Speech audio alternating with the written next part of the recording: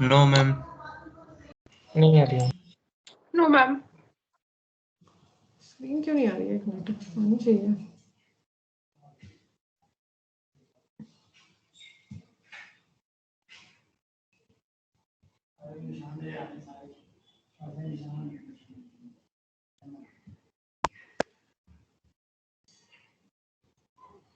अभी आ रही है? Yes ma'am. Yes ma'am. ठीक है, सभी स्टूडेंट्स ओपन करो ये पेज नंबर 459 भार्गवा का।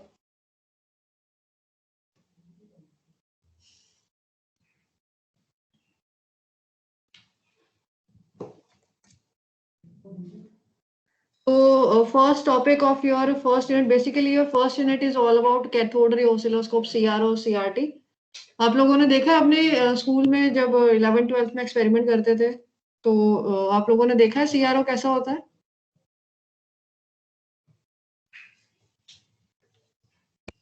हाँ जी बच्चों, CRO देखा है किसी ने कैसा होता है लैब वगैरह में? No ma'am. No ma'am. किसी ने भी नहीं देखा? No ma'am. ओके, रुको मैं शेयर दिखाती हूँ आपको यहाँ पे। CRO देखो, CRO ना कुछ इस तरह का इंस्ट्रूमेंट होता है, ये आपको लैब्स में दिखेगा जैसे आप एक्सपेरिमेंट करेंगे ना, जब भी आपकी लैब आएगी एक्सपेरिमेंट वाली उसमें आपको विजिबल होगा ये CRO है, ठीक है। इसमें इसको आप इस तरह से भी देख सकते हैं, यहाँ पे प्रॉपर्ली विजिबल है, ठीक है। ये आपकी स्क्रीन होती है, ये आपकी कंट्रोल पैनल है, ठीक है। यहाँ पे आप अपना जो भी आप AC DC सिग्नल लगा रहे हैं उसमें फ्रीक्वेंसी, एम्पलीट्यूड, फेज वगैरह जो भी मेजर करना होता है वो यहाँ पे स्क्रीन के थ्रू आप मेजर कर सकते हैं, ठीक है। जैसे आपको इस वाली फिगर में दिखाई दे रहा है कि यहाँ पे आपको एक AC सिग्नल दिखाई दे रहा है ना, तो ये हमारी इनपुट है, ठीक है, और ये हमारे कंट्रोल पैनल्स है, ठीक है। आई थिंक अब समझ में आ गया होगा किस तरह से आपका CRO दिखता है। Okay, so start with the topic of cathode ray oscilloscope. So of all the laboratory instruments available today, perhaps the most important and versatile is the CRO, that is cathode ray oscilloscope. It is primarily used for the display of waveforms. It works as an eye for the electronics engineer. ठीक है, CRO से हम क्या करते हैं, हम देखते हैं कि हमारे जो हम वेव अप्लाई कर रहे हैं या हमने जो भी इनपुट में दिया है वो है क्या चीज, ठीक है, उसकी कैरेक्टरिस्टिक्स क्या है, ठीक है। कोई आपके पास वेव होती है तो उसकी कैरेक्टरिस्टिक्स आप कैसे देखते हैं? Any AC wave has some kind of characteristics which is in the form of amplitude, phase angle, frequency, है ना। तो वो सब हम कैसे देख सकते हैं? with the help of CRO. Now with the help of a CRO he can see what is happening in each part of the electronic circuit. CRO is basically a very fast XY plotter. तो आपने जो ये देखा था यहाँ पे CRO, इसमें क्या है, ये XY प्लॉटर है, ये X एक्सिस है, ये Y एक्सिस है, तो ये X और Y की फॉर्म में आपको प्लॉट दिखाता है जो आपकी इनपुट है उसकी, ठीक है। It displays an input signal versus another signal or versus time, ठीक है। The stylus of this plotter is a luminous spot which moves over the display area in response to the input voltage, ठीक है। एक luminous spot जैसे यहाँ पे आपको visible है, ये एक luminous spot की बजाय एक luminous line है या AC सिग्नल ड्रॉप जिसे कह सकते हैं, ठीक है। अगर ये हमारे पास इनिशियली एक स्पॉट होता है, luminous spot होता है, ठीक है, जिसको हम बाद में अपने इनपुट के अकॉर्डिंग वेरी करते हैं, ठीक है।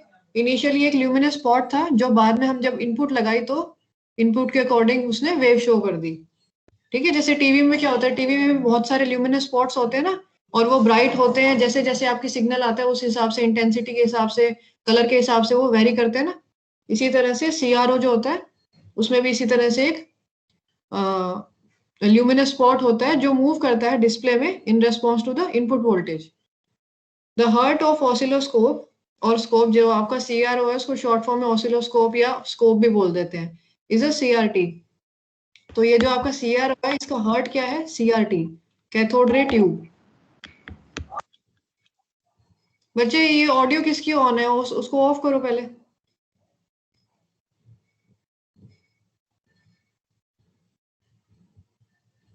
Okay, so in the next section we will study the construction and working of a CRT. CRT is cathode ray tube.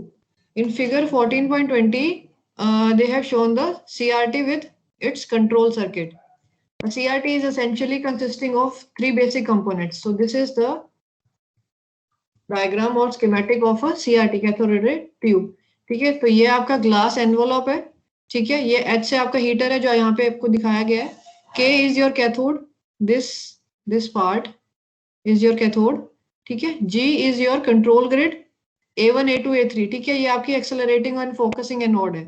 और ये जो आपकी पूरी है एक्सेलरेटिंग और focusing anode, along with this electron gun, along with this heater, this 4 units are comprising our electron gun part, ठीक है, ये 4 मिलके आपका इलेक्ट्रॉन गन बनाते हैं। Then we have this deflection system which has vertical deflection plates and horizontal deflection plates. These two are the vertical deflection plates and these two are the horizontal deflection plates. So these two plates form the deflection system. Okay. और यहाँ से इन्होंने ये they have shown this electron beam path, ठीक है, the dash dotted line, and here we have the aquadag coating. Aquadag is a material which we'll get to know in few minutes late. Okay, so and there we get the spot, the luminous spot which we were talking about, that this luminous spot is what we are applying as the input. This input is formed as a form of spot on the screen of this CRT. ठीक है, so this is the schematic of a CRT. Now it has, Excuse me ma'am, yes, ma'am ये diagram करना पड़ेगा मिलान paper के लिए। हाँ बच्चे diagram करना पड़ेगा। Okay ma'am. अगर आप CRO CRT पढ़ते हैं तो बेसिकली आपके पास डायग्राम, ये CRT का डायग्राम है और एक CRO का पूरा ब्लॉक डायग्राम है, ठीक है। CRT is a part of CRO।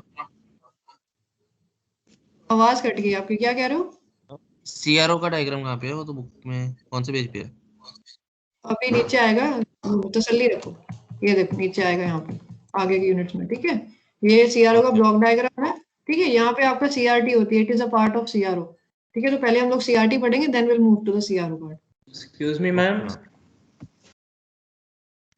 तो मैम जो हमारा ऑसिलोस्कोप है उस वो जो सिग्नल हमें आउटपुट मिल रही है वेव फॉर्म, वो एक्चुअल में कैथोड ट्यूब की इलेक्ट्रॉन बीम इंस्टेंटेनियसली इलेक्ट्रॉन जो फॉल कर रहे हैं उसकी पोजीशन बदल रही है, उस वजह से आ रहा है पूरा।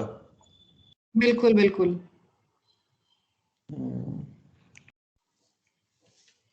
मैं CRT की वर्किंग एक्सप्लेन कर दो दोबारा से।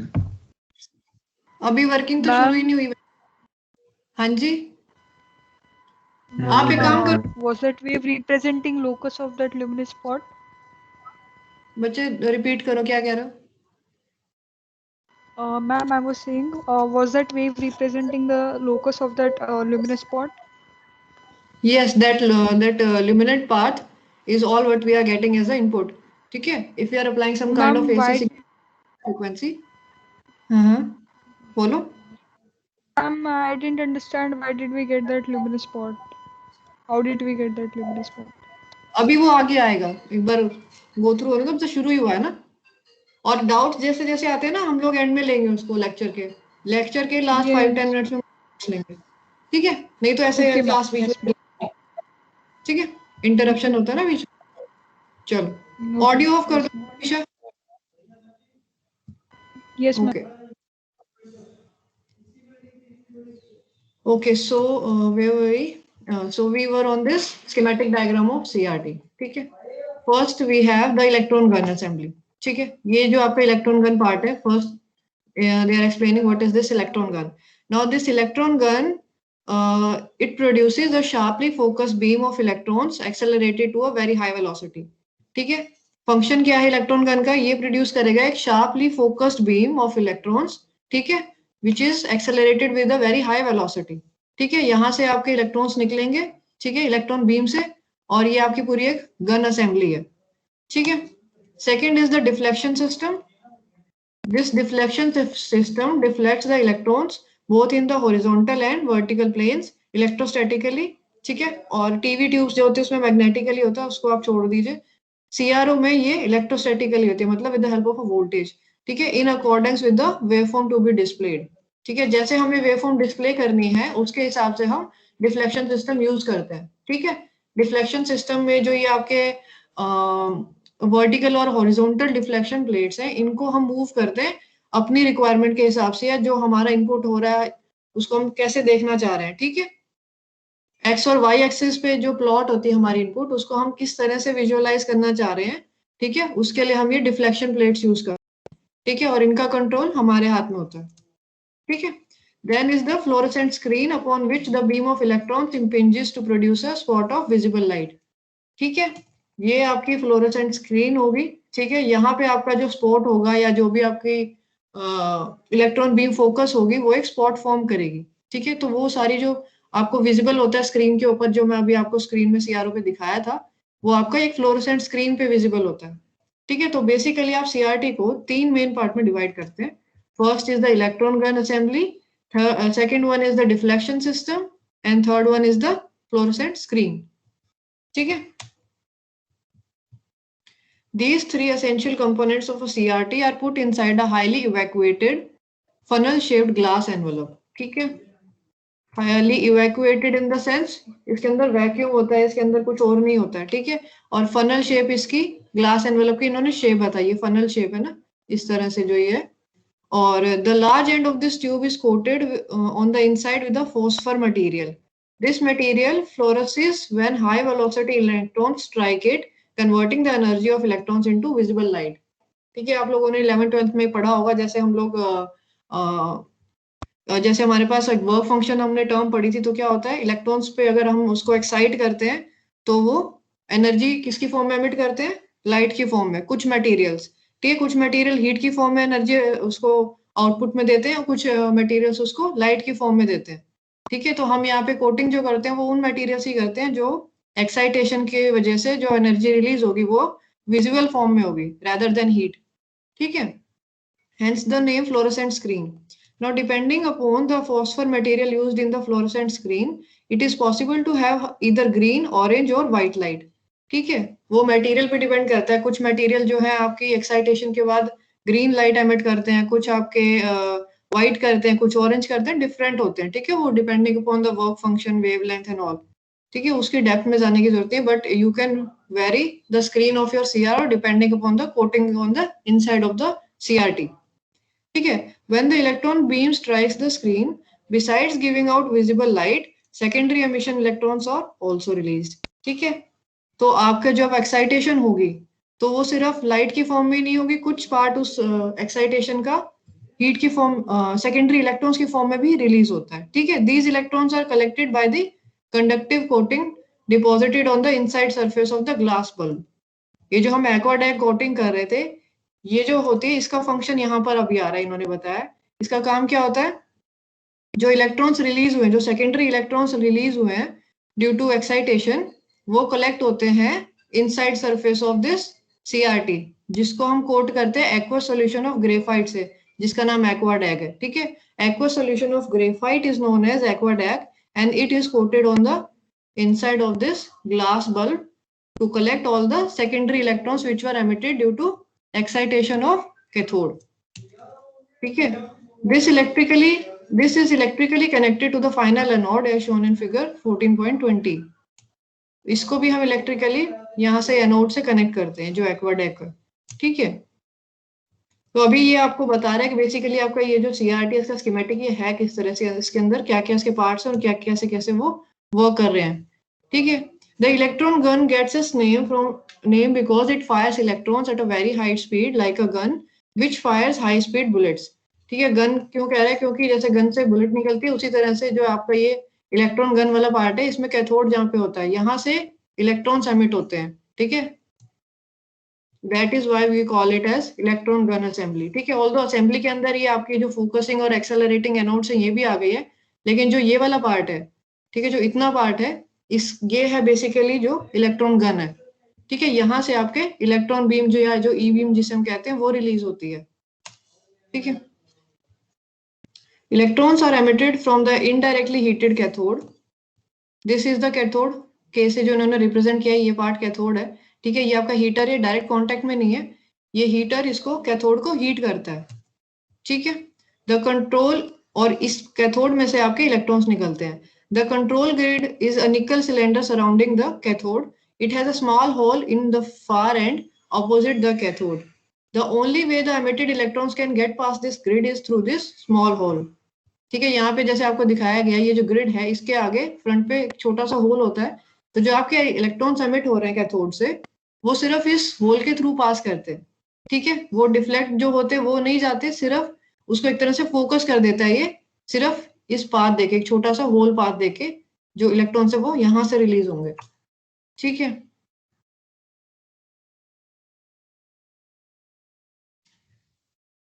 the only way the emitted electrons can get past this grid is through this small hole. Now the action of the control grid is identical to that of a conventional vacuum triad. It controls the number of electrons passing through it. Since the brightness of the spot on the face of the screen depends upon the beam intensity, it can be controlled by changing the negative bias on the control grid. That is what is done by the intensity control. ठीक है, आपका जो CR होता है ना उसके front पे एक इंटेंसिटी कंट्रोल का बटन होता है, यहाँ आपको शायद आई थिंक विजिबल नहीं होगा ढंग से, इसमें बहुत सारी बटन्स आपको विजिबल हैं, इनमें एक बटन आपको इंटेंसिटी कंट्रोल का भी होता है।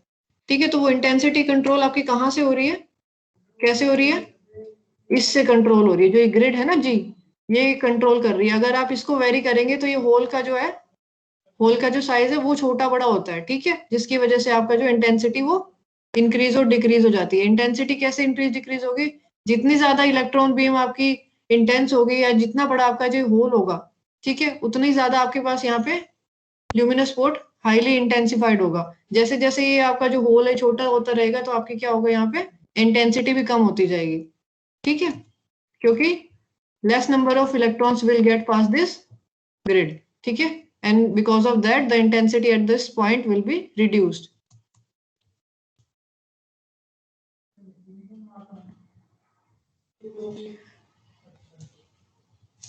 The electrons coming out of the control grid are accelerated by high potential applied to the accelerating anode. ठीक है, अभी क्या हो रहा है, जो आपके इलेक्ट्रॉन्स निकल रहे थे कंट्रोल ग्रिड में से वो एक्सेलरेट होंगे with the help of this accelerating anode, this A1। ठीक है, इसको एक्सेलरेटिंग एनोड बोलते हैं। अब इसका काम क्या है, जो आपके इलेक्ट्रॉन यहाँ से निकले हैं, ठीक है, ग्रिड के थ्रू निकले हैं, यहाँ से हीट हुआ, ठीक है, कैथोड हीट हुआ, कैथोड ने इलेक्ट्रॉन्स एमिट करे, बीम एमिट हुई, उसको हमने ग्रिड के थ्रू कंट्रोल किया। ठीक है, उसको हमने आगे फर्दर एक्सेलरेट करने के लिए क्या किया, यहाँ पे A1 एनोड लगाई है, प्री एक्सेलरेटिंग एनोड जिसे कह रहे हैं A1। ठीक है, इसका ये फंक्शन है, उसको हम एक्सेलरेट कर रहे हैं, जो ई बीम हमारी यहाँ से चली है। ठीक है, these electrons being negatively charged have a tendency to diverge from each other. If permitted to pass as it is, the electron beam will not form a sharp image on the screen. ठीक है, क्योंकि electrons की अगर beam है तो आप कैसे सोच सकते हैं, अगर सेम चार्जेस रिपेल हो रहे हैं ना तो नंबर ऑफ इलेक्ट्रॉन्स क्या होंगे, वो रिपेल होंगे एक दूसरे से, एक फोकस बीम नहीं मिलेगी हमें। तो हम क्या करते हैं, उसको हमें फोकस करना है और उसकी इंटेंसिटी हाई रखनी बहुत जरूरी है ताकि स्क्रीन पे एक शार्प इमेज फॉर्म हो। The beam is focused to a very small dot on the screen by focusing anode. ठीक है, जो हमारी फोकसिंग एनोड है, ठीक है, this A2 is the focusing anode. तो इसका काम क्या है, उस बीम को, जो इलेक्ट्रॉन बीम है वो डाइवर्ज ना हो, उसको एक जगह फोकस करके रखे। ठीक है, तो फोकस करके रखेगी तो क्या होगा, यहाँ पे हमारी इंटेंसिटी अच्छी मिलेगी और हमें शार्प इमेज मिलेगी। ठीक है, तो A2 का फंक्शन समझ में आ गया, it is a focusing anode, this was the accelerating anode, this was the focusing anode. ठीक है, और थर्ड नंबर पे दोबारा हम एक बार उसको, जैसे हमने यहाँ पे पहले एक्सेलरेट किया फिर फोकस किया, एक और बार हम उसको फाइनली क्या करते हैं, एक्सेलरेट कर देते हैं with the help of this A3 anode. ठीक है, the accelerating and focusing anodes are also cylindrical in form with small openings located in the center of each cylinder along the axis of the tube. These holes permit the electrons to pass through it. Note that this anode is only accelerating the electrons and not collecting them. Only a few diverging electrons are collected by the anode. ठीक है, ये हमारा focus करती है, सिर्फ उसको collect नहीं कर रही है, और ये हमारा डिपेंड करता है कि हम उस पर वोल्टेज कितनी लगा रहे हैं, जो हमारी एनोड है ना। ठीक है, एनोड की वोल्टेज डिपेंड करेगी कि हमारा पाथ किस तरह का होगा, हमारे ई बीम का जो पाथ होगा वो किस तरह का होगा। देखो आपको नेक्स्ट फिगर में it will be more visible. ये हमारा फोकस है, ठीक है, और ये हमारी वोल्टेज है, जो सप्लाई वोल्टेज है हमारी, उसकी हेल्प से हम क्या करते हैं, इन पे वोल्टेजेस लगाते हैं एनोड्स पे, जो आपके 3 एनोड्स है, और वो वोल्टेजेस डिसाइड करती है कि आपकी बीम कितनी फोकस होगी, कितनी डिफ्लेक्ट होगी, कितनी एब्जॉर्ब होगी। तो हम ऐसा रखते हैं कि हमारी जो ई बीम है वो फोकस्ड और एक्सेलरेटेड हो, वो ठीक है, वो इन पे कलेक्ट ना हो और ना वो डाइवर्ज हो। ठीक है, तो ये वोल्टेज हमारी उस हिसाब से होती है। यहाँ से आपकी बीम चली है और ये हमने फोकस करते हुए और उसको एक्सेलरेट करते हुए आगे स्क्रीन पे डाल दिया फर्दर ई बीम को, ठीक है। जो यहाँ से चली उसे हमने यहाँ पहुंचाया basically.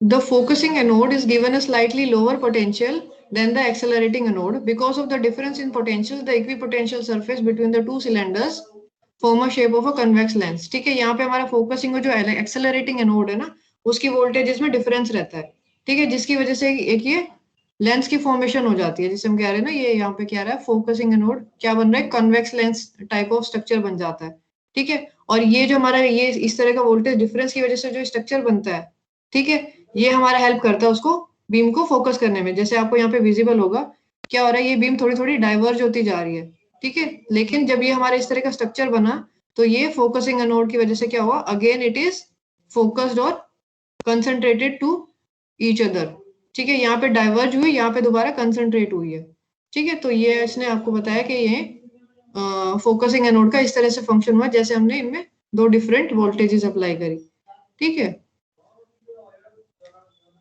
By changing the potential of the focusing anode, we can change the focal length of the electrostatic lens. चलो इसको कोई ज्यादा आपको करने की, सब बस इतना समझिए कि आप क्या कर रहे हैं, दो डिफरेंट वोल्टेजेस लगा रहे हैं जिसकी वजह से आपका एक कन्वेक्स लेंस स्ट्रक्चर फॉर्म हो रहा है, और उसकी वजह से ये जो आपकी फोकसिंग है वो इंक्रीज हो जाती है फोकस एनोड पे आके, ठीक है। यहाँ पे डाइवर्ज हो रही है, लेकिन जैसे फोकसिंग एनोड आ रही है जिसका पोटेंशियल एक्सेलरेटिंग एनोड से डिफरेंट है, तो ये again it gets converge to the focusing anode part, ठीक है।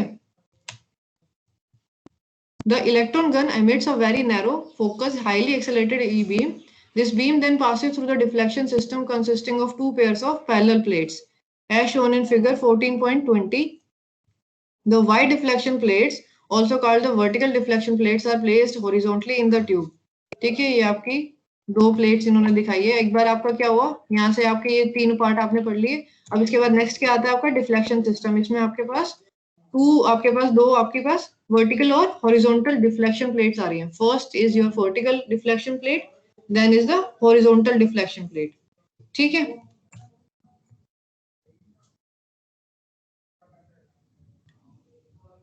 Any voltage applied to this set of plates move the electron beam up or down.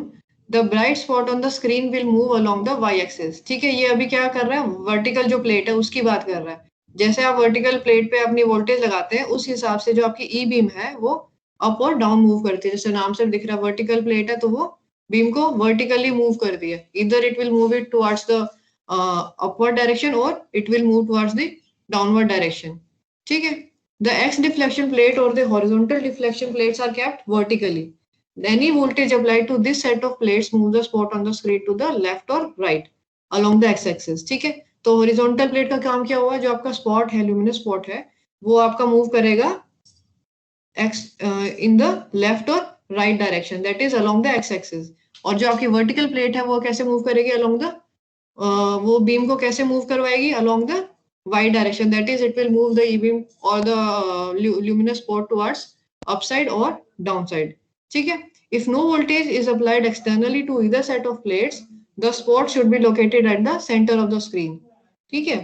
तो बेसिकली अगर आप इसको नहीं कुछ भी छेड़ते हैं, ऐसा रहने देते हैं, आप इस पे कोई वोल्टेज नहीं लगा रहे हैं, तो आपकी ई बीम ऐसा यहाँ पे बिल्कुल सेंटर पे आपके विजिबल होगी, ठीक है। जैसे ये आपका सेंटर है ना, सपोज ये आपका सेंटर है, तो आपको ई बीम, अगर आप एक्स और वाई डिफ्लेक्शन प्लेट्स पे कोई वोल्टेज नहीं लगाएंगे, तो ई बीम आपकी जो एक छोटा सा ल्यूमिनस स्पॉट है वो centre of this screen visible होगा।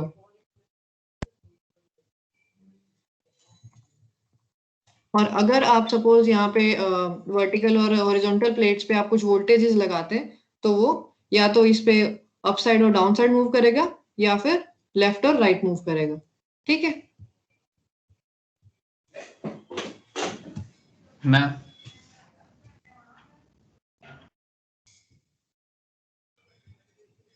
हाँ जी बोलो, कौन बोल रहा है? Ma'am then it should be a point not a line, तो लाइन कैसे बन यस, जाता अभी है वो? पॉइंट की बात हो रही है, हाँ, क्योंकि ल्यूमिनस स्पॉट है ना वो। मैं तो लाइन कैसे बन जाता है वो, कंटिन्यूअस कैसे हो जाता है पाथ वो? हाँ अभी आएगा, आगे आएगा। Okay ma'am.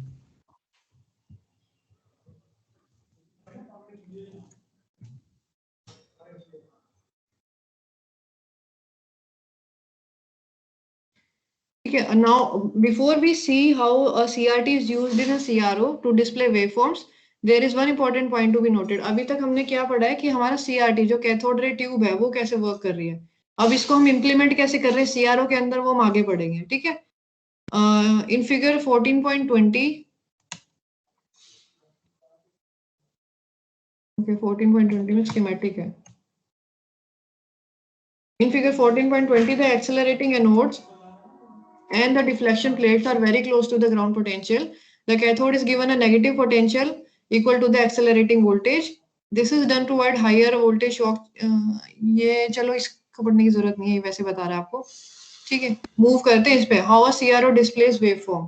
ठीक है, अभी आपने जो पूछा था वही चीज है. अभी तक हमने क्या किया, एक ल्यूमिनस स्पॉट फॉर्म किया है.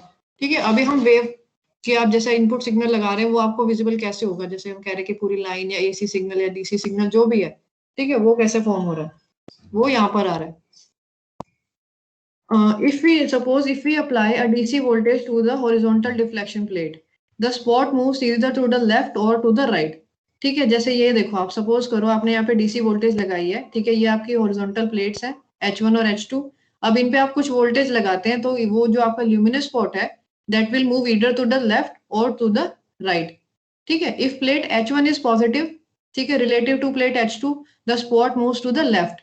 ठीक है, ये अगर आपका जो H1 है इस पे हम पॉजिटिव दे रहे हैं as compared to the H2, the electron beam will move towards the left side, that is toward the H1 plate. ठीक है, similarly क्या होगा, अगर if H2 is positive relative to H1, ठीक है, the spot moves towards the right, क्योंकि E beam है ना, तो वो जहां जिस तरफ पॉजिटिव सप्लाई होगी उसी तरफ मूव करेगी ना बीम. तो अगर आप H2 पे पॉजिटिव लगा रहे हैं तो वो स्पॉट राइट साइड मूव कर जाएगा H2 की तरफ. ठीक है, अगर नेगेटिव लगा रहे हैं तो वो H1 की साइड रहेगा. Similarly applying a DC voltage to the vertical deflection plate moves the spot up और डाउन.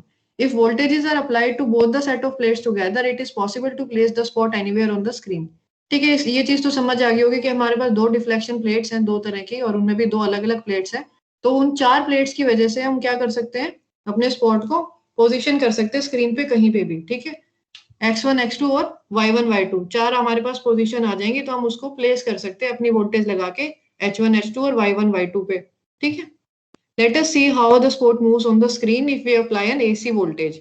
ठीक है, say it is derived from 50 Hz power mains to the horizontal deflection plate.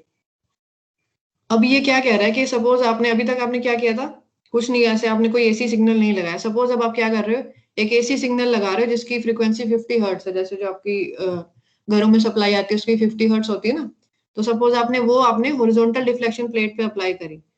As the voltage vary sinusoidally with time. ठीक है, horizontal में क्या, उसमें AC में क्या होगा, वो वैसे वेरी करती है ना with time. As the voltage vary sinusoidally with time, the spot also moves to the left और and to the right in the same way. ठीक है, राइट और लेफ्ट मूव करेगा वो. It moves left and right at a rate of 50 times per second. ठीक है, क्योंकि frequency जो है आपकी वेरिएशन की AC सिग्नल की जो है वो 50 हर्ट्ज है. तो 50 हर्ट्ज का मतलब क्या होता है, वो 50 बार एक सेकंड में 50 बार अपनी वो पोलैरिटी चेंज करता है ना. This is too high a frequency for the human eye to see the motion of the spot indistinctly. ठीक है, अभी यहाँ पे DC था, सपोज कर लो AC सप्लाई है, तो क्या होता है, वो चेंज होती है ना उसकी पोलैरिटी. तो एक बार वो लेफ्ट मूव करेगा, एक बार वो राइट मूव करेगा, लेकिन वो फ्रीक्वेंसी इतनी ज्यादा है 50 हर्ट्ज की कि हमारी जो विजिबल हाई है उसको वो परसीव नहीं कर पाती उस स्पीड को. ठीक है, due to the persistence of vision and also due to the persistence property of the screen, we see a solid line on the screen. ठीक है, तो हमें जो ये वेरिएशन हो रही है ना, ऐसे लेफ्ट और राइट जो स्पॉट जा रहा है वो विजिबल नहीं हो पाता due to very high frequency, but हमें एक स्ट्रेट लाइन विजिबल होती है. ठीक है, एक ऐसे सिंगल स्ट्रेट लाइन विजिबल होगी आप लोगों को. ठीक है, figure 14.23b shows that a solid line trace is obtained even if the AC voltage is of the sawtooth type instead of sinusoidal type. ठीक है, इसने दो तरह से बताया कि ये तो साइनोसॉइडल है, ये या तो सॉटूथ है. ठीक है, तो दोनों ही केस में हमारे पास क्या हो रहा है, एक सॉलिड लाइन विजिबल होगी. ठीक है, ये आपकी जो ACB या जो AB इन्होंने दिखाया है, ये ट्रेस दिखा रहे हैं. जो ऊपर एक स्पॉट था ना, फिलहाल अभी AC सिग्नल लगाने के बाद क्या हुआ, as a single line trace वो आपको विजिबल है. ठीक है, but now there is one important difference. The electron spot, which is the tracing the solid line, it will move from left to right at a uniform speed. ठीक है, अब इसमें क्या है, नॉन यूनिफॉर्म है, क्योंकि नॉन यूनिफॉर्म है ना, लेकिन सॉटूथ में क्या होता है, वो लीनियरली वेरी कर रहा है टाइम से, वेव इस तरह से होती है। तो ये जो हमारा ये स्पॉट है, इसकी मूवमेंट जो ये जो मोशन है वो लीनियर होगा, ठीक है। The electron spot moves from left to right at a uniform speed since the voltage is increasing linearly. It was not so in the case of sinusoidal voltage, ठीक है। साइनोसॉइडल के case में जो आपकी ये जो एम्पलीट्यूड होता है ये टाइम पे लीनियरली डिपेंडेंट नहीं होता है ना, लेकिन सॉटूथ के केस में क्या है, ये लीनियरली डिपेंडेंट है टाइम पे जो आपकी वोल्टेज है, ठीक है। तो इसकी वजह से क्या हो रहा है, जो आपकी जो ट्रेस है ये आपका यूनिफॉर्म आता है as compare to the sinusoidal, ठीक है। So that is why we use this sawtooth wave as a at the horizontal plate, ठीक है। Figure 14.23b, in figure 14.23b, when the voltage drops to the negative maximum after one cycle, ठीक है, अभी एक cycle पूरा हो गया, उसके बाद नेगेटिव मैक्सिमम पे आ गई है, ठीक है। The spot moves to the left almost instantaneously, ठीक है, अभी ये बिल्कुल लेफ्ट पे आ गया। In the next cycle it again starts moving to the right with uniform speed, ठीक है। जैसे ये आगे आपकी जो वेव आगे टी टाइम में प्रोसीड करेगी, वैसे ही जो आपका ये ल्यूमिनस स्पॉट है जो ओरिजिनली ए पे आ गया था, वैन जब आपका यहाँ पे सॉ बिल्कुल मैक्सिमम नेगेटिव पे थी, अब जैसे जैसे वो इंक्रीज करेगी तो आपका स्पॉट जो है वो भी टुवर्ड्स बी मूव करेगा, ए से सी पे जाएगा, फिर बी पे आ जाएगा, जब ये बिल्कुल पॉजिटिव पे आ जाएगी मैक्सिमम पे। लेकिन ये जो आपका जो मूवमेंट है ये इतना फास्ट होता है, जैसे आपको पीछे बताया गया कि आपको ये as a straight line visible होता है, ये आपको ऐसे मूव करता हुआ नहीं दिखाई देता, ठीक है। In the next cycle, it starts again moving to the right with uniform speed. Let us assume that the time period of the sawtooth wave is 20 millisecond, corresponding to a frequency of 50 hertz, and the length of the straight line trace AB is 10 centimeter. Suppose this is 10 centimeter, ठीक है। और जो आपकी sawtooth wave है, यहाँ पे देख लेते हैं, ये AB आपका 10 centimeter है, sawtooth wave है, इसकी आपके 20 millisecond की time period है, corresponding to 50 hertz frequency. At time 0, that is at the instant when the voltage just starts rising, ठीक है। जैसे इंस्टेंट जीरो पे हम अगर लें तो यहाँ पे क्या है, जस्ट आपकी जो वोल्टेज है वो राइज करनी शुरू हुई है। The spot is at point A, ठीक है, यहाँ पे आपका स्पॉट क्या होगा, ए पे रहेगा। नाउ आफ्टर 10 मिलीसेकंड, ठीक है, 10 मिलीसेकंड मतलब हाफ टाइम पीरियड, इसका टाइम पीरियड 20 मिलीसेकंड का था ना वेव का, हाफ टाइम पीरियड पे वो क्या होगा, सेंटर पे होगी, ठीक है, वोल्टेज जो आपका एम्पलीट्यूड होगा वेव का will be at this point, ठीक है। तो स्पॉट क्या होगा उस टाइम, सी पे, ठीक है, halfway between the points A and B. After 15 millisecond, ठीक है, उसने 3/4 पार्ट कवर कर लिया, स्पॉट कुछ C और B के बीच में होगा। The spot would have traced 3/4 of the distance between points A and B. This way the line AB is calibrated in time. ठीक है, पूरा जब आपका यहाँ पे साइकिल कंप्लीट हो जाएगा तो स्पॉट यहाँ पे आ जाएगा B पे। तो उसने क्या ट्रेस किया बात, ACB, ठीक है, according to the wave sawtooth wave we have applied at the horizontal plate, ठीक है। This way the line AB is calibrated in time. The whole length AB correspond to 20 millisecond, half of it to 10 millisecond, quarter it off to 5 millisecond and so on, ठीक है। तो ये आपका जो sawtooth wave है, ठीक है, इसकी फ्रीक्वेंसी डिसाइड करेगी कि आपका जो ये लेंथ है वो कितनी है, ठीक है। Now suppose we apply a sine wave voltage to the vertical reflection plate, and at the same time a sawtooth wave voltage is applied at the horizontal deflection plate. Let us further assume that the two AC voltages have the same time period, that is 20 millisecond. आपने क्या करना है, voltage आपने एक AC signal लगाना है, sinusoidal AC signal लगाना है वर्टिकल प्लेट पे, और हॉरिजॉन्टल प्लेट पे आपने लगाया हुआ है ऑलरेडी sawtooth वेव, और दोनों की जो आपकी फ्रीक्वेंसी है या जो टाइम पीरियड है वो हमने सेम रखा है, ठीक है। Time period suppose it is 20 millisecond corresponding to 50 hertz frequency.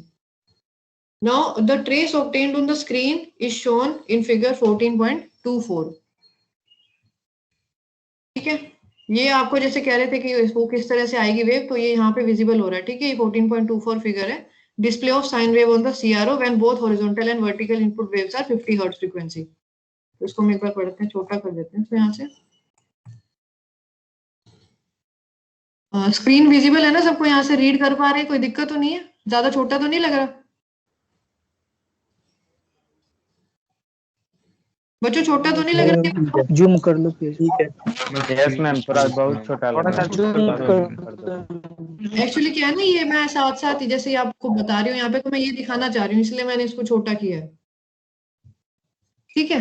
तो यहाँ पे अब हम पढ़ रहे थे, कहाँ पे थे, हमने देख लिया, ठीक है, दोनों की हमने टाइम पीरियड फ्रीक्वेंसी सेम रख लिया है। आपने यहाँ पे लगाई है वर्टिकल जो प्लेट है उस पे लगा दिया आपने साइनोसॉइडल सिग्नल, और आपकी जो हॉरिजॉन्टल प्लेट है उस पे आपने सॉटूथ वेव लगा दी है, ठीक है। The trace obtained on the screen is shown in figure 14.24 at point A dash. A dash कौन सा है, ये पॉइंट है, ठीक है। The sine wave voltage is 0, ठीक है, यहाँ पे साइन वेव जो है उसकी वोल्टेज फिलहाल 0 है, ठीक है, अभी स्टार्ट नहीं हुई आपकी wave. Hence there is no deflection of the beam in the vertical direction। जैसे मैंने पहले बताया था, horizontal plate का काम क्या है, x y along the x axis वो spot को मूव करती है, और जो vertical plate है वो spot को vertical direction में मूव करती है, that is along the y axis, ठीक है, up और down।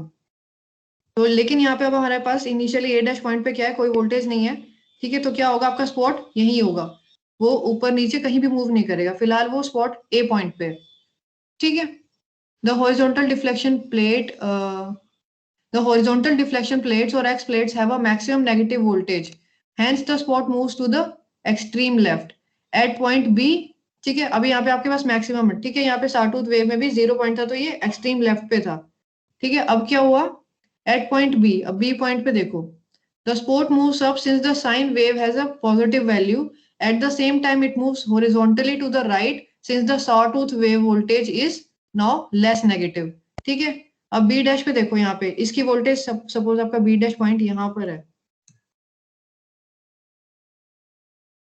बी डैश आपका बी डबल डैश इसको ये इससे डिनोट कर रहा है, ये पॉइंट आपका यहाँ आ रहा है, ठीक है। तो इसके कोरस्पॉन्डिंग ये यहाँ पे आपका जो एक्स एक्सिस वो इसके अकॉर्डिंग आ गया, और वाई के अकॉर्डिंग क्या आ रहा है, जो आपने इधर वर्टिकल प्लेट पे साइन दी है उसका क्या बी डैश के अकॉर्डिंग है, ठीक है। तो ये आपको समझ में आया कि पॉइंट मूव किस तरह से किया, जो आपका स्पॉट है वो बी पे किस तरह आया, साटूथ वेव की वजह से तो उसने मूव किया एक्स और वाई पे, ठीक है, और जो आपकी साइन वेव है जो आपने इनपुट में करी है उसकी वजह से उसने मूव किया अप एंड डाउन डायरेक्शन में, ठीक है। तो फिलहाल जब आपकी वोल्टेज साइन वेव की बी डैश पॉइंट पे थी और साटूथ की बी डबल डैश पे थी, तो आपका एक लुमिनस स्पॉट जो है बी पे आ गया, ठीक है। मैं ये नहीं समझाया मैम, पॉइंट सी कैसे मूव कर रहा है। बच्चे क्या समझ में नहीं आया इसमें बताओ। मैं ये स्पॉट कैसे सी मूव कर रही है मैम फ्रीक्वेंसी के साथ।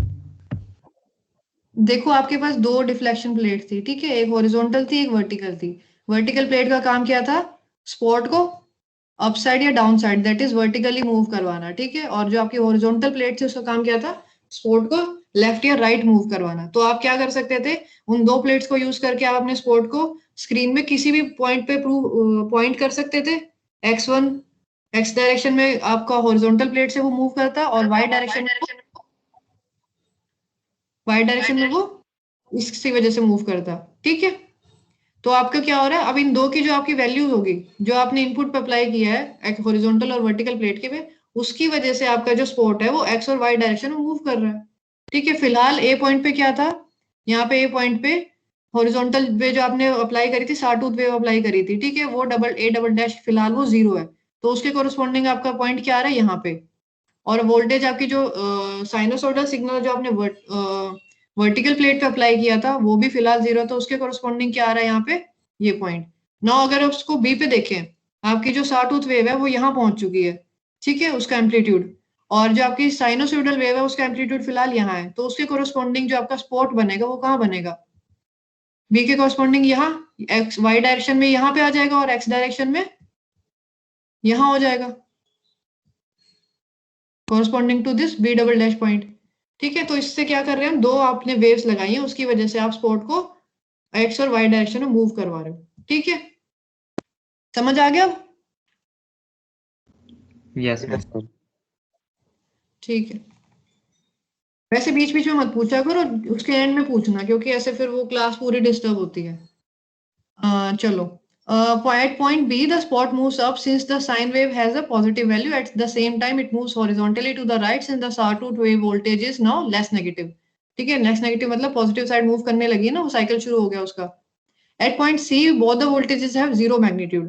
अगेन C पे क्या होगा, दोनों का जीरो मैग्नीट्यूड है, इसका भी जीरो मैग्नीट्यूड है, और जो आपकी साटूथ वेव जो आपने हॉरिजॉन्टल एक्सिस पे अप्लाई करी हुई है हॉरिजॉन्टल प्लेट पे, उसका भी मैग्नीट्यूड 0 है।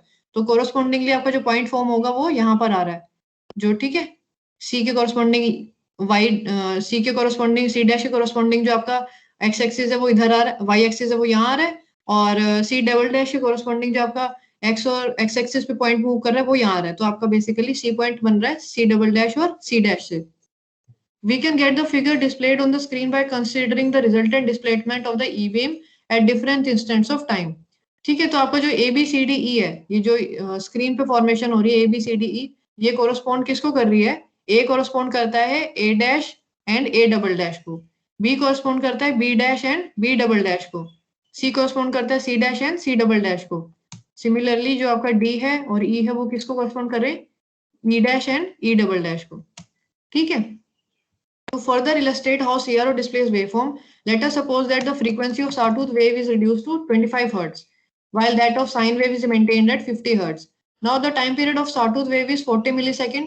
ठीक है, the horizontal trace length will correspond to 40 millisecond.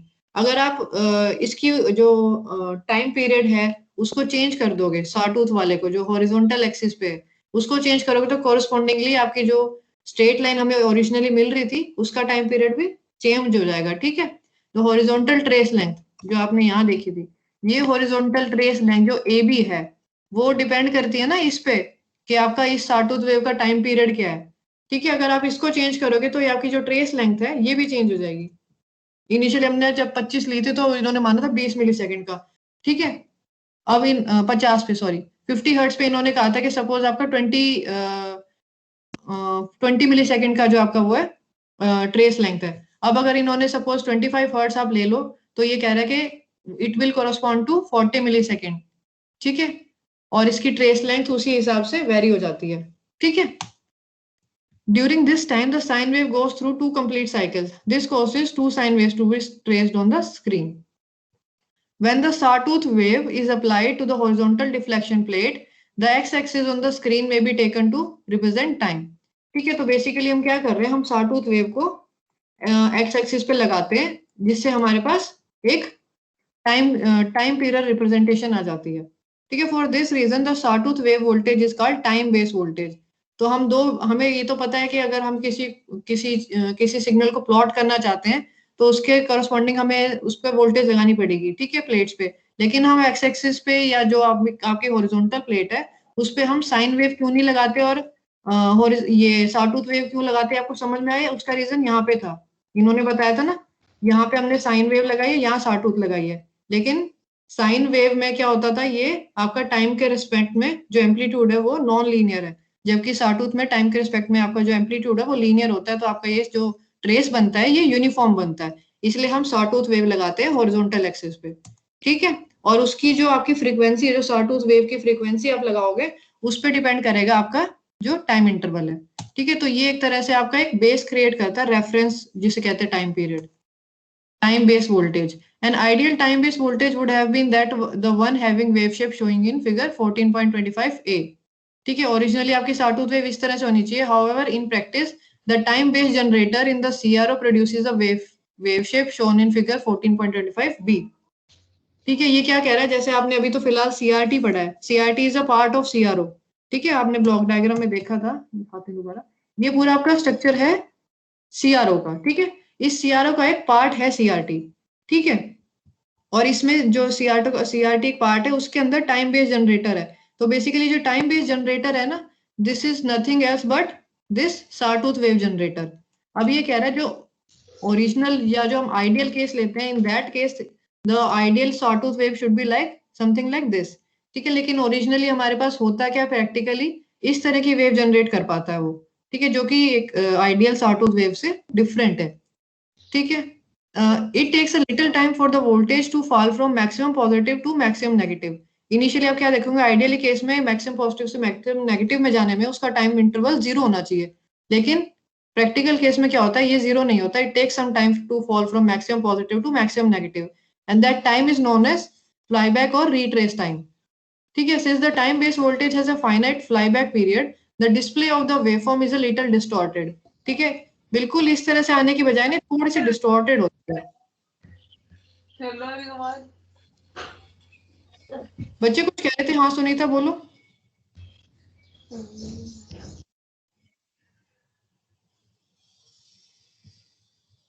ठीक है, तो ये आपका जो है ये थोड़ी सी डिस्टॉर्टेड होती है। The path traced by the spot during the flyback period is called as retrace path. This retrace path does not give a good visual effect. ठीक है, तो कुछ सीआरओ में आप सेटिंग करते हैं, ओरिजिनली नए सीआरओ में ऑलरेडी वो इस जो फ्लाईबैक टाइम है इसका कंट्रोल ओरिजिनली दिया होता है, वो ठीक ही होके आती है सीआरओ में। ठीक है, बट इन्होंने बताया कि एक्चुअली इंटरनली हो क्या रहा होता है, इस तरह से कुछ वेव जनरेट होती है। लेकिन most of the recent CROs have E-beam blanked off by applying a negative voltage to the control grid during the flyback period। ठीक है, तो ये आपका पूरा वर्किंग था, किस तरह से आपकी जो वेव्स हैं वो स्क्रीन पे डिस्प्ले होती हैं। ठीक है, और CRT क्या है, उसके अंदर कितने पार्ट्स हैं और कैसे कैसे उनका फंक्शन और क्या क्या वो काम करते हैं। ठीक है, बताओ कोई डाउट है किसी को तो पूछ लो।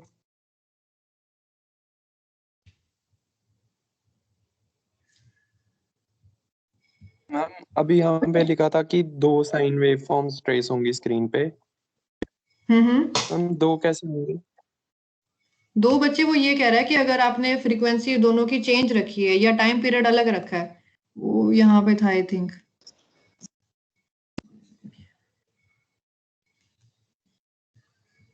हाँ ठीक है, ये इसने देखो यहाँ पे कहा हुआ है ना ड्यूरिंग दिस। तो ये क्या कह रहा है, to further state how CRO, ये इसने कहा है सपोज आपने साटूथ वेव का जो आपने फ्रीक्वेंसी रखी वो रिड्यूस कर दी 25 हर्ट्ज। ठीक है, और जो आपकी साइन वेव है उसकी 50 हर्ट्ज ही है। तो बेसिकली क्या हो रहा है, अगर आप दोनों को प्रैक्टिकली भी देखो तो अगर कोई आपके पास सिग्नल है जिसकी फ्रीक्वेंसी 25 हर्ट्ज है, साथ में एक सिग्नल रखा हो उसकी फ्रीक्वेंसी 50 हर्ट्ज है, मतलब वो कम टाइम के अंदर कवर कर लेगा ना। मतलब 25 हर्ट्ज में जितना एक साइकिल कंप्लीट होगा, उस 50 हर्ट्ज वाली फ्रीक्वेंसी के 2 साइकिल कंप्लीट हो चुके होंगे। ठीक है, ये बात तो समझ में आ रही है ना। हाँ जी मैम। तो उससे क्या हो रहा है कि आपकी साटूथ वेव का तो फ्रीक्वेंसी कम है और इसकी साइन वेव की ज्यादा, तो क्या होगा, जितने टाइम में आपकी साटूथ वेव की कंप्लीट होगी ना एक साइकिल, उतने टाइम में ये जो साइनोसोडल सिग्नल आपने लगाया ये 2 बार अपना साइकिल कंप्लीट कर चुका होगा। जिसकी वजह से क्या होगा, इस टाइम पीरियड के अंदर जो टाइम स्केल एक्स एक्सिस है A to E, इसके अंदर 2 वेव्स आ चुकी होंगी साइन की। ठीक है, जैसे यहाँ A to E के अंदर आपके पास एक साइन वेव आ रही है, अगर आप फ्रीक्वेंसी कम कर दोगे इसकी साटूथ वेव की, तो क्या होगा, 2 साइन वेव आ जाएंगी उतने टाइम पीरियड के अंदर A to E के अंदर। समझ में आया बच्चे? हाँ जी मैम। ठीक है, और किसी को कोई डाउट है तो पूछो।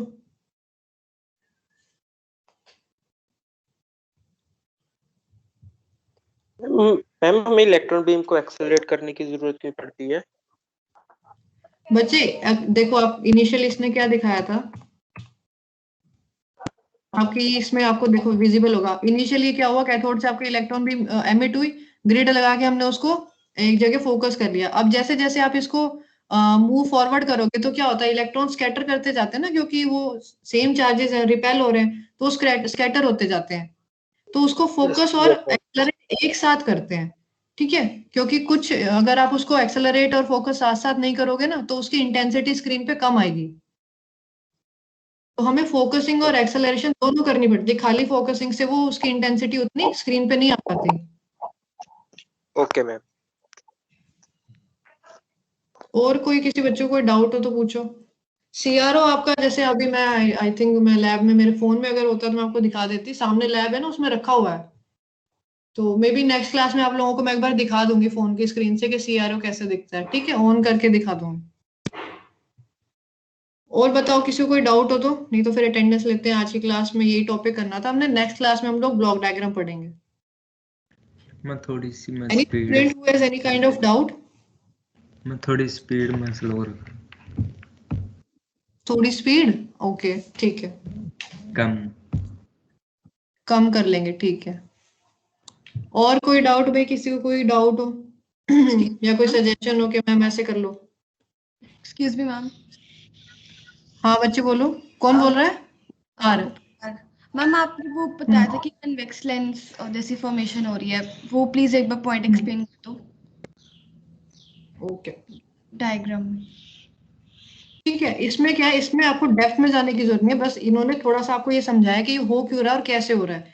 इन्होंने बताया कि आपने यहाँ पे सप्लाई वोल्टेज आपके पास, ठीक है, तो आपने क्या करना है, जो एक्सेलरेटिंग एनोड है, जो फर्स्ट A1 जिसे कहा था, और फोकसिंग एनोड है, और ये आपके पास 3 एनोड है। ठीक है, आपने क्या करना है, इस फोकसिंग एनोड और इन बाकी 2 एनोड्स का वोल्टेज में डिफरेंस रखना है।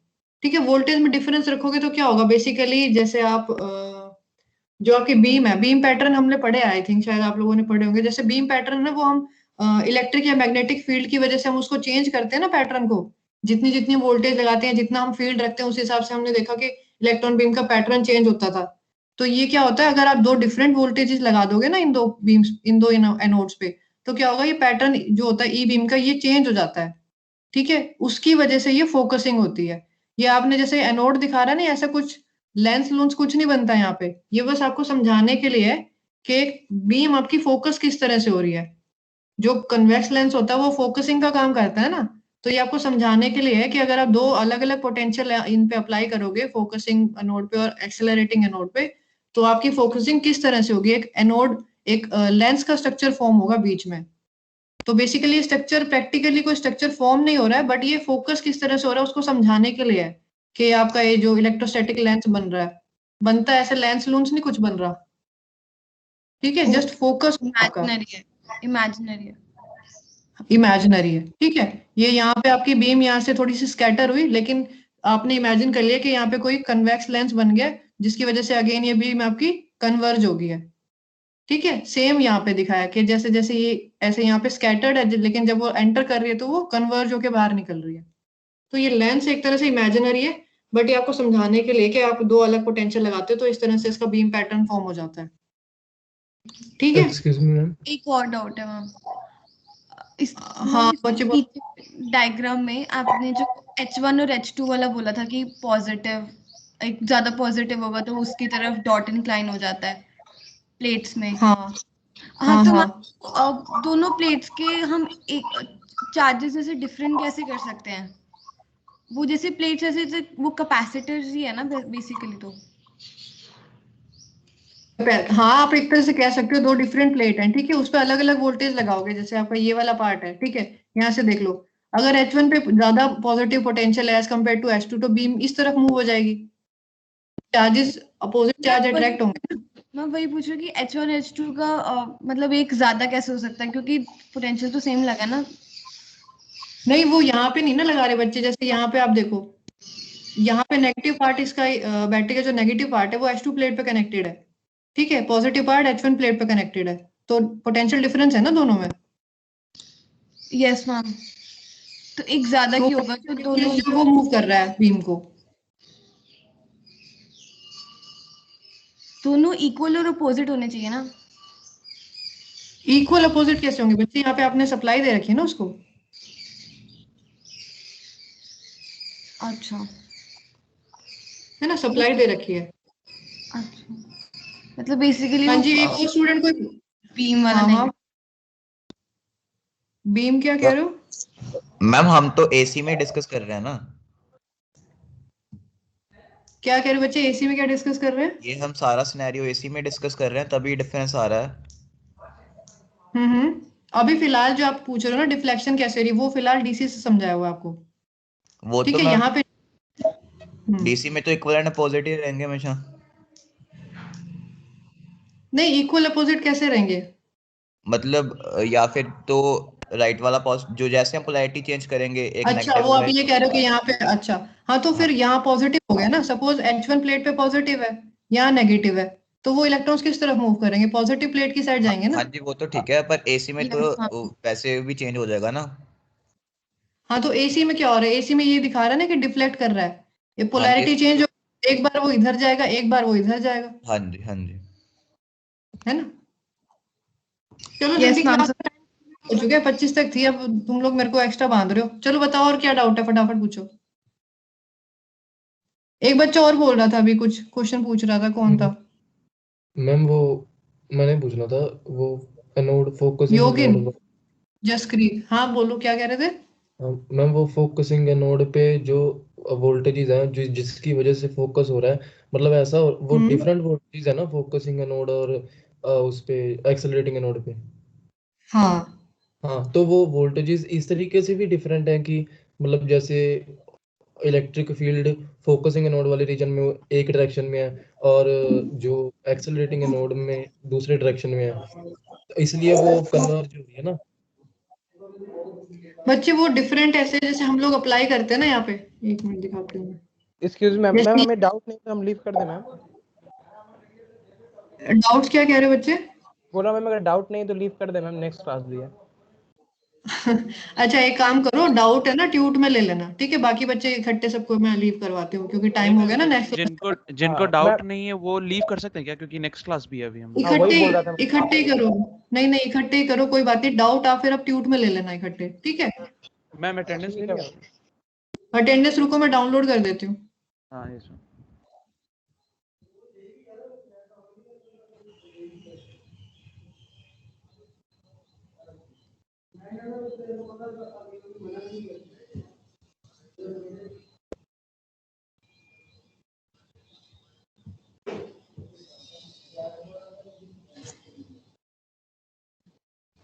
हो गया ना मैम?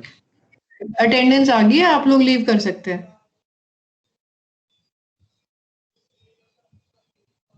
ठीक है, class is over for today. Thank you. Thank you ma'am. Thank you, ma'am. Thank you, ma'am. Thank you. Thank you, ma'am. Thank you, ma'am. Thank you, ma'am. Okay, have a good day.